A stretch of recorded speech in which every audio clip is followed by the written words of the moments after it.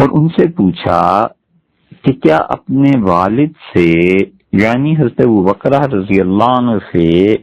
آپ نے کوئی ایسی حدیث سنی ہے کہ حضور صلی اللہ علیہ وسلم نے فتنوں کی کوئی پیشن گوئی کی ہو اور یہ بتایا ہو کہ آزمائشیں کیا چیزیں ہیں، کب آئیں گی؟ تو انہوں نے کہا یقیناً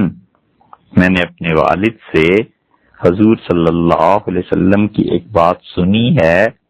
کہ نبی صلی اللہ علیہ وسلم نے فرمایا انہا ستکون فتن، یقیناً قیامت کے آنے سے پہلے بہت سی آزمائشیں آئیں گی اور بہت آزمائش ہوگی مسلمانوں کی۔ اور پھر آپ نے یہ فرمایا کہ یاد رکھو کہ جو شخص ان فتنوں میں حصہ لے گا اس سے بہتر آدمی وہ ہے جو خاموشی سے بیٹھا رہے،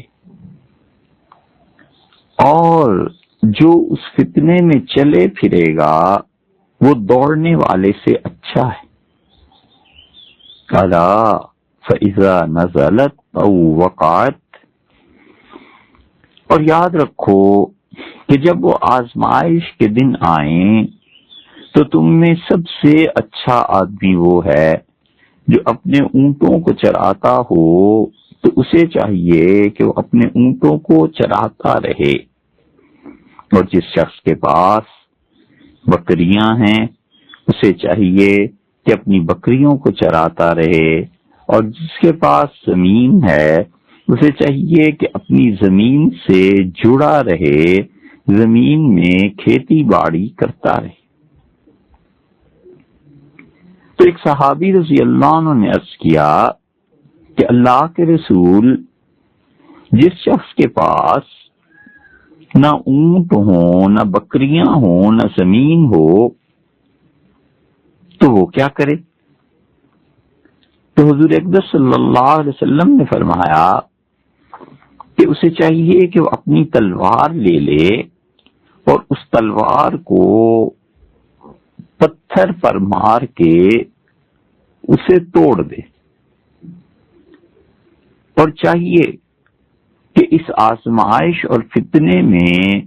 جہاں تک ہو سکے اپنے آپ کو بچائے۔ اور پھر حضور اقدس صلی اللہ علیہ وسلم نے اللہ تعالی سے عرض کیا کہ اللہم حل بلغت، اے اللہ کیا میں نے لوگوں تک یہ پیغام نہیں پہنچا دیا؟ پھر ارشاد فرمایا کہ اللہم حل بلغت، اے اللہ کیا میں نے یہ پیغام نہیں پہنچا دیا؟ پھر تیسری مرتبہ ارشاد فرمایا کہ اللہم حل بلغت، اے اللہ کیا لوگوں تک میں نے پیغام نہیں پہنچا دیا؟ تو صاحب اٹھے اور عرض کیا اللہ کے رسول، آپ یہ بھی ارشاد فرما دیجئے کہ اگر میری زندگی میں وہ فتنے آ جائیں اور مجھے مجبور کیا جائے کہ میں ان فتنوں میں کسی فریق کے ساتھ ضرور حصہ لوں، اور کوئی آدمی اپنی تلوار لے آئے اور مجھے قتل کرنا چاہے اور مجھے مار دے تو میں کیا کروں؟ تو حضور اقدس صلی اللہ علیہ وسلم نے فرمایا کہ اس آزمائش میں حصہ نہ لینا، اور وہ آدمی تمہارے اور اپنے گناہ سمیٹ لے گا اور تمہیں قتل کر کے وہ جہنم میں چلا جائے گا۔ یہ اس زمانے کی بات حضور اقدس صلی اللہ علیہ وسلم نے کی جس زمانے میں دنیا بھر میں خون عام ہو جائے اور کچھ پتہ نہ چلے قاتل کو کہ وہ کیوں مار رہا ہے، اور مقتول کو، قتل ہونے والے کو بھی یہ پتہ نہ چلے کہ وہ کیوں مارا جا رہا۔ ان فتنوں کا آغاز مدت ہوئی ہو چکا، دنیا خون میں ڈوب رہی ہے اور ہر طرف چیخو پکار ہے، لاشیں ہیں۔ کوئی دن جاتا ہے کہ خبر آتی ہے آج اتنے لوگ مر گئے، اور آج اتنے لوگ شہید ہو گئے اور آج اتنے لوگ قتل ہو گئے، تو انسان کو چاہیے کہ جہاں تک ہو سکے اپنے ہاتھ اس خون میں رنگنے سے بچائے، اللہ کی مخلوق کے خون کے ساتھ نہ کھیلے، ایسے نہ ہو کہ اپنی عاقبت برباد کر بیٹھے اور بظاہر جسے وہ نیکی سمجھ رہا ہے یہ نیکی نہ ہو بلکہ حقیقت میں یہ گناہ ہو اور انسان اس گناہ میں اپنے آپ کو تباہ اور برباد کر لے۔ اسی لیے حضور اقدس صلی اللہ علیہ وسلم نے بار بار اس چیز سے منع کیا کہ لوگ کسی طرح بھی بچ جائیں اور لوگ خون سے ہاتھ نہ رنگیں۔ یہ جتنے بھی فتنے پیدا ہوئے ہیں 1990 کے بعد ان میں بڑی زیادتی آ گئی، اور آج سے 20 سال پہلے جو بات ہوئی تھی وہ 20 سال پہلے وہ قیامت کا ایک فتنہ اور شروع ہو گیا، اور وہ تھا کہ جب غیر ملکی اقوام نے اور طاقتوں نے عراق پر حملہ کر دیا۔ حضرت ابو ہریرہ رضی اللہ عنہ کی روایت صحیح مسلم میں آتی ہے، اس سانحے کی خبر حضور اقدس صلی اللہ علیہ وسلم نے دی تھی، اور آپ نے ارشاد فرمایا تھا کہ منعت العراق درہمہا وقفیزہا، عراق والوں کو روک دیا جائے گا کہ وہ اپنے درہم اور دینار سے فائدہ اٹھا سکے۔ چنانچہ عراق پر سینکشنز لگیں اور اس کے نتیجے میں عراق میں بھوک اور غربت اور خون جو اس وقت سے شروع ہوا ہے وہ اب تک ختم نہیں ہوا۔ اور پھر اس کے بعد حضور اقدس صلی اللہ علیہ وسلم نے دوسری جو پیشن گوئی فرمائی تھی،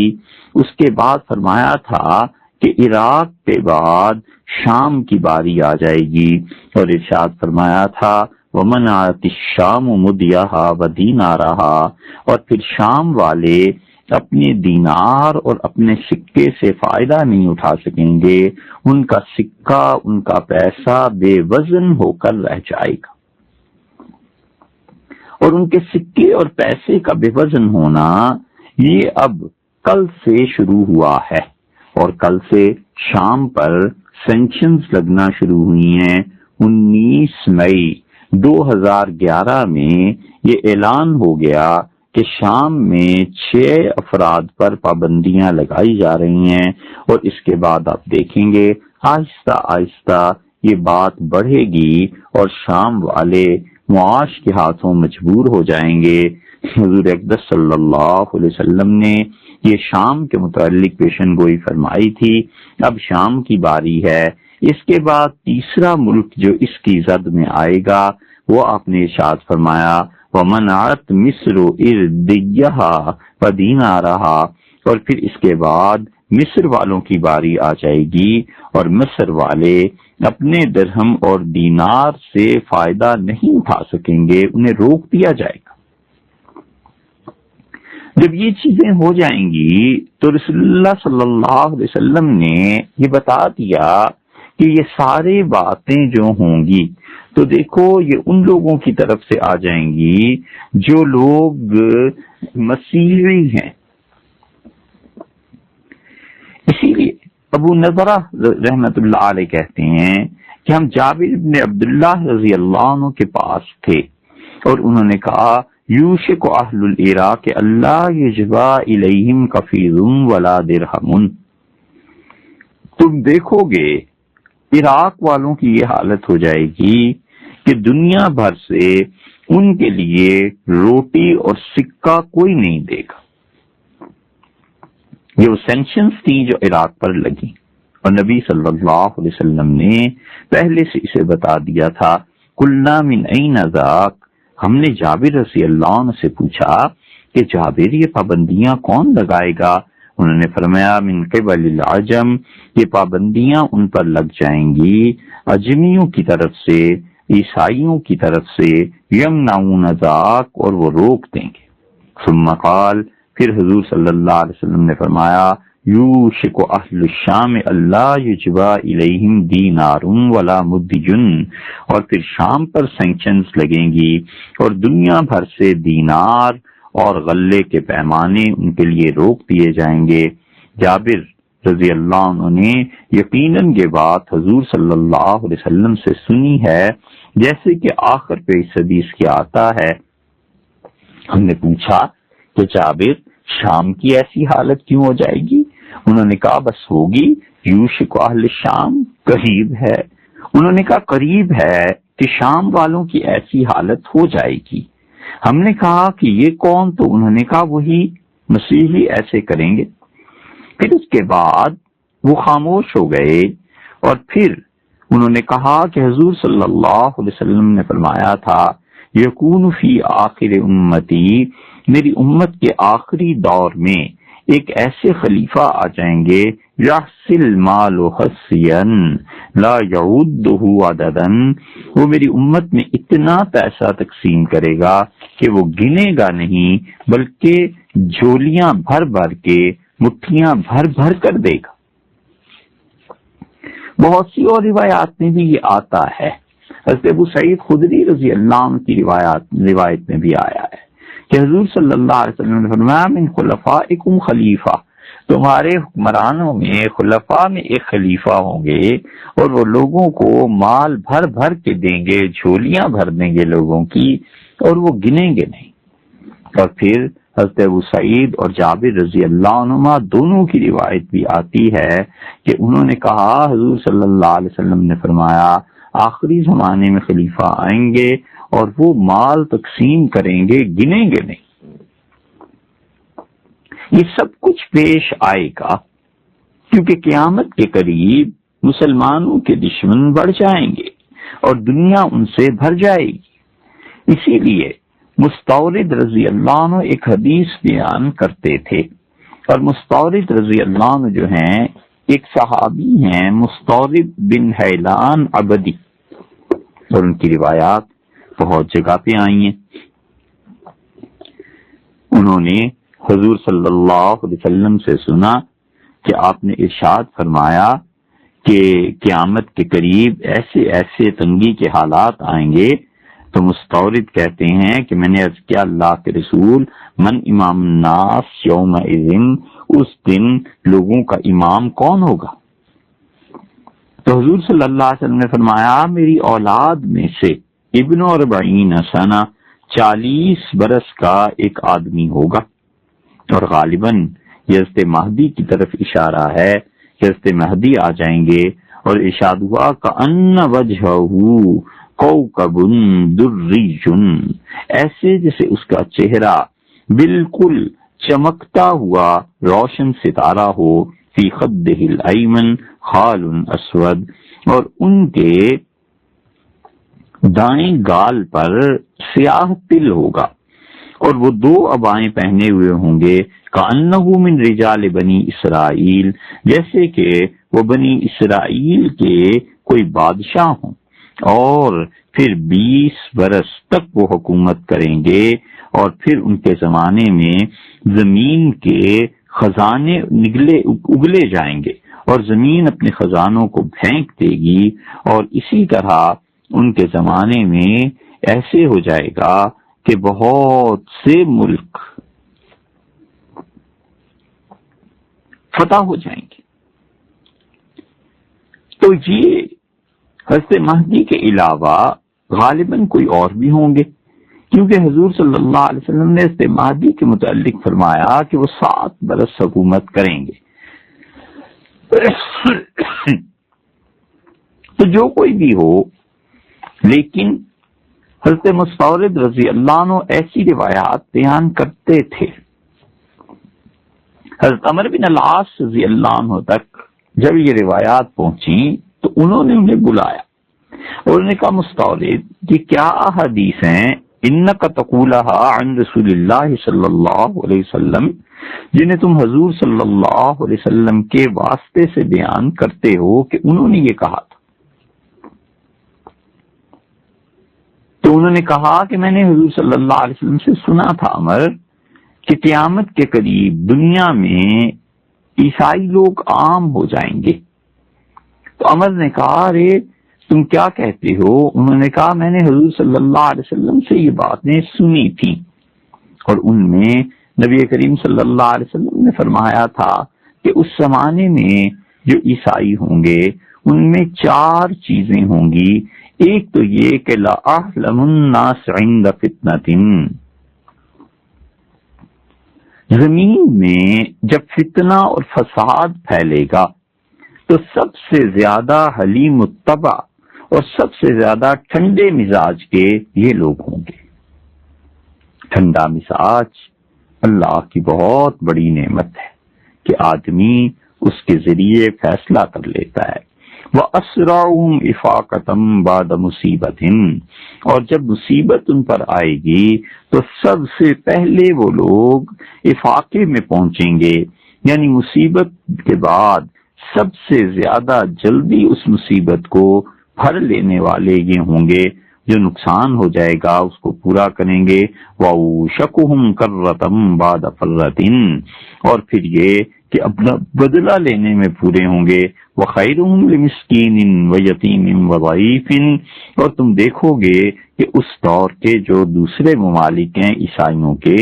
وہ مسکین، یتیم اور کمزور لوگوں کی مدد کریں گے۔ اور 5ویں چیز بھی انہوں نے بیان کی، انہوں نے کہا امنعہم من ظلم الملوک، بادشاہوں کے ظلم کو مٹانے والے یہ لوگ ہوں گے۔ بادشاہوں نے اپنی اپنی حکمرانیوں میں جو ظلم مچا رکھے ہوں گے، یہ لوگ ان مظالم کو مٹا دیں گے۔ اور عمر رضی اللہ عنہ نے بھی دوسری روایت میں آتا ہے کہ کہا لَإِن قُلْتَ ذَلِكَ،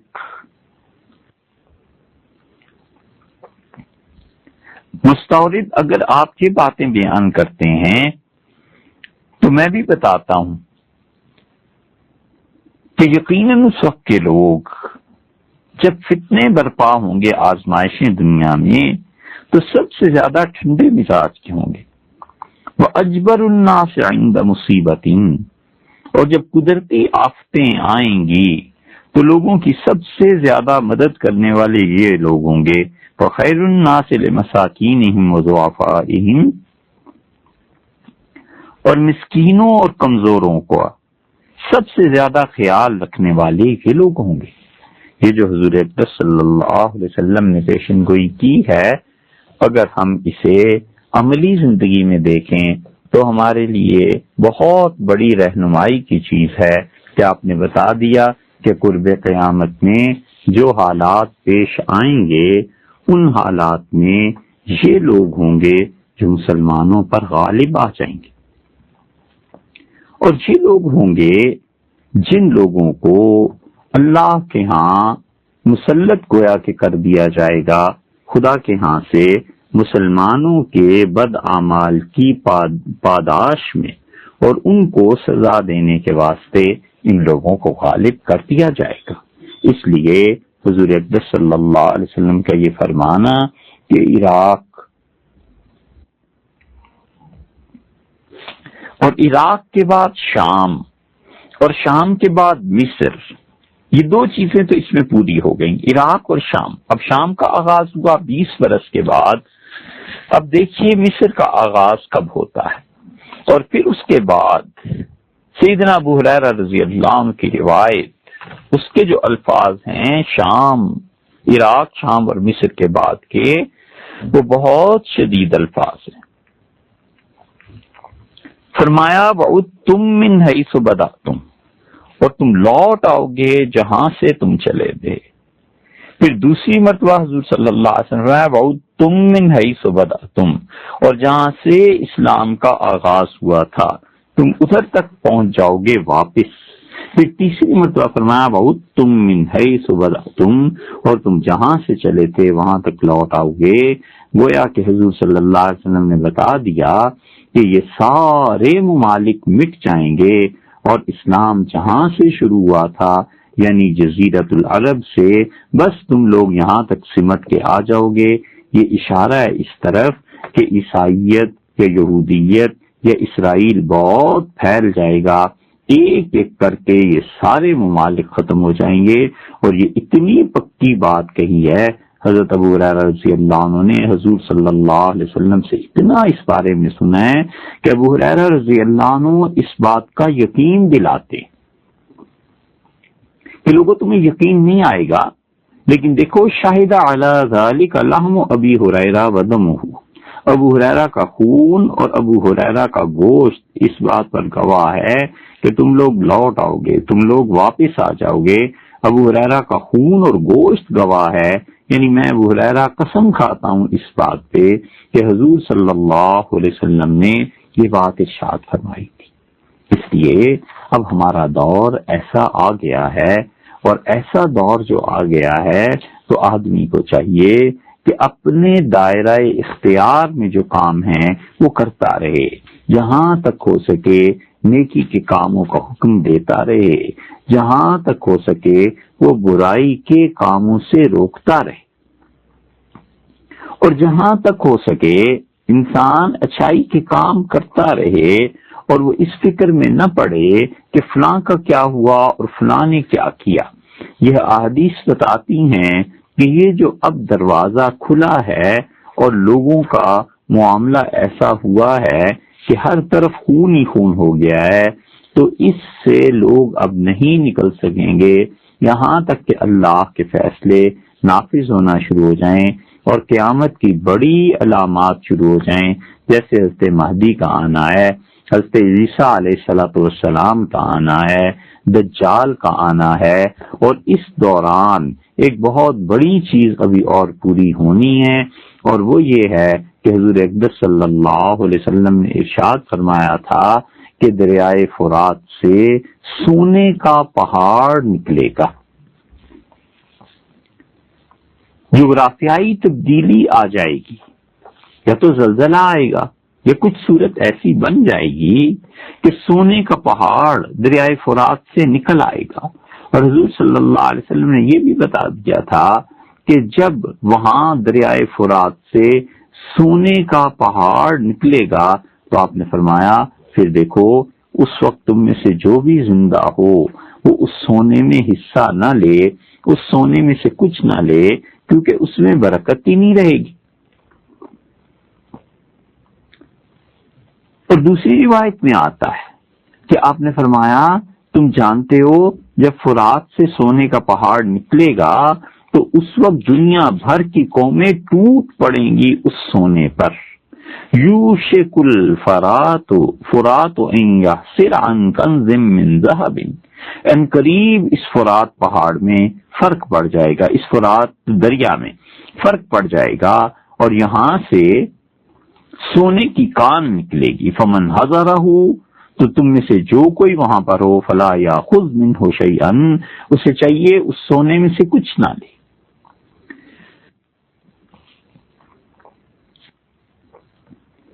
یہ بھی ابو ہریرہ رضی اللہ عنہ کی روایت ہے. اور رسول اللہ صلی اللہ علیہ وسلم فرمایا اس لیے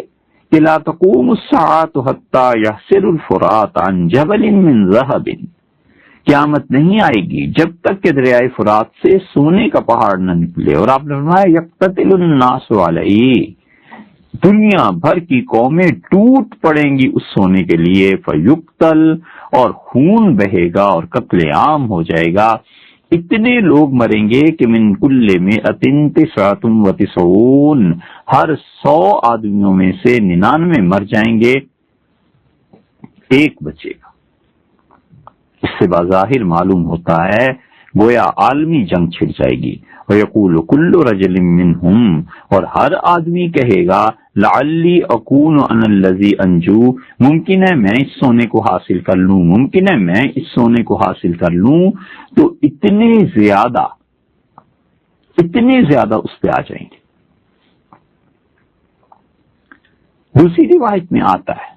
عبداللہ ابن حارث بن نوفل رحمت اللہ علیہ کہتے ہیں کہ میں حضرت عبید رضی اللہ عنہ کے ساتھ کھڑا تھا، اور انہوں نے فرمایا کہ دنیا کی مختلف قومیں دنیا حاصل کرنے کے لیے دریائے فرات میں آئیں گی. میں نے کہا اچھا؟ تو انہوں نے کہا میں نے رسول اللہ صلی اللہ علیہ وسلم سے سنا تھا، آپ نے فرمایا تھا کہ یہ جو دریائے فرات ہے نا، یہاں پر سونے کا ایک پہاڑ نکل آئے گا، اور جب لوگوں کو اس کی خبر پہنچے گی تو دنیا ٹوٹ پڑے گی اس سونے کے لیے۔ تو جو اس وقت وہاں ہوں گے وہ کہیں گے کہ اگر ہم نے لوگوں کو یہاں آنے کی اجازت دے دی تو لوگ اس سونے کو لے جائیں گے اور سارا سونا چلا جائے گا، تو بس اس پہ پھر جنگ چھڑے گی، اور من کل مئۃ تسعۃ وتسعون، 100 میں سے 99 آدمی مارے جائیں گے۔ جہاں اتنا خون بہ جائے گا اس سونے میں اللہ کی طرف سے کیا خاک برکت رہے گی؟ تو اس لیے منع فرما دیا حضور صلی اللہ علیہ وسلم نے کہ اگر تم وہاں پر ہو تو دیکھو اس سونے سے حصہ نہ لینا، کیونکہ وہ بغیر برکت کا مال ہوگا، تو اس کا لینا نہ لینا برابر ہو جائے گا، بلکہ عین ممکن ہے کہ لوگ اسے لے لیں اور مصیبت میں مبتلا ہو جائیں، تکلیف اور پریشانی میں مبتلا ہو جائیں۔ تو اس لیے آدمی کو چاہیے کہ ان کتاب الفتن کی احادیث کو پڑھے اور اس سے رہنمائی حاصل کرے کہ اب اسے عملی زندگی میں کیا کام کرنا ہے۔